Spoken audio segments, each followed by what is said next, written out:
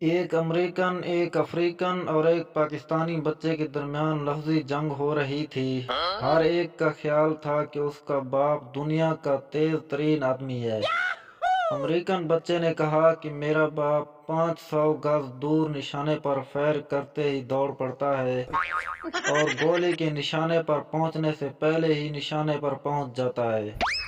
یہ تو کچھ بھی نہیں، افریقن نے کہا کہ میرا باپ دور بھاگتے ہوئے جانور پر تیر پھینکتا ہے اور تیر پھینکتے ہی بھاگ کھڑا ہوتا ہے اور شکار کے گرنے سے پہلے شکار تک پہنچ جاتا ہے۔ بس پاکستانی بچے نے کہا کہ میرا باپ سرکاری ملازم ہے، اسے دفتر سے 4 بجے چھٹی ہوتی ہے، چھٹی ہوتے ہی وہ گھر لوٹتا ہے اور 3:30 بجے گھر پہنچ جاتا ہے۔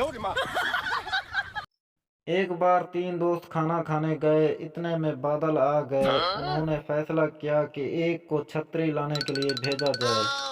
چنانچہ ایک دوست چلا گیا، مگر اس نے یہ شرط رکھی کہ میرے آنے تک کھانے کو ہاتھ نہ لگایا جائے۔